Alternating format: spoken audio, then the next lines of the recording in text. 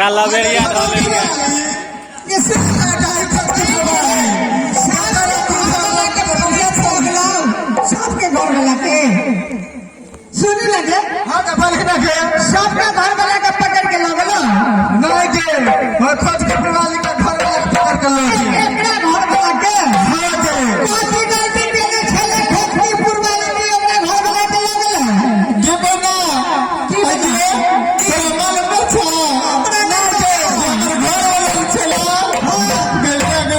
आगे पिटाया कर भी तब ना बुझबा घर वाला चले एक नंबर के चोर चले चोर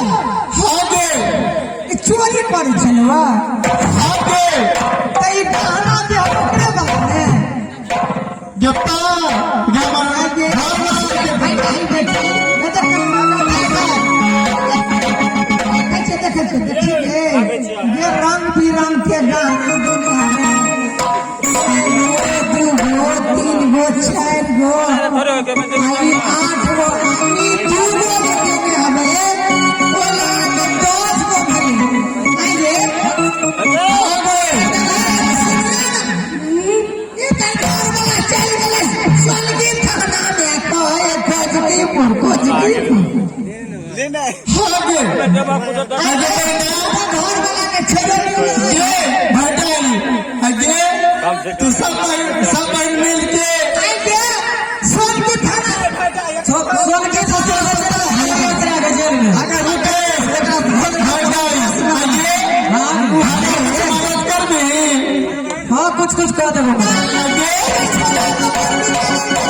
ये तेरा सही में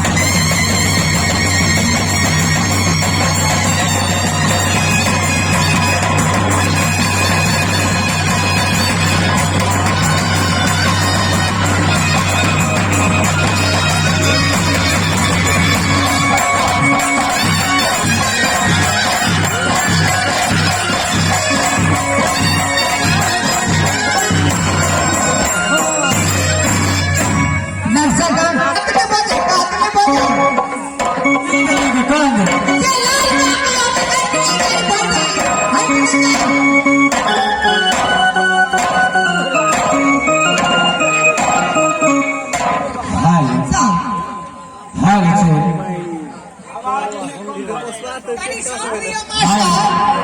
बाबा बाबा भाग से दियो दियो उठ के दो अरे भाटा ही जाम हो गए अरे कथे पर गए भाटा ही तो आगे आगे बाबा साहब यहाँ के लड़का कुछ के आगे भाटा ही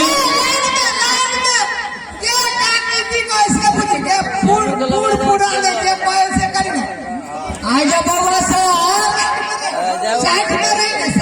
आगे तू जाइए लियो आई खलकीपुर में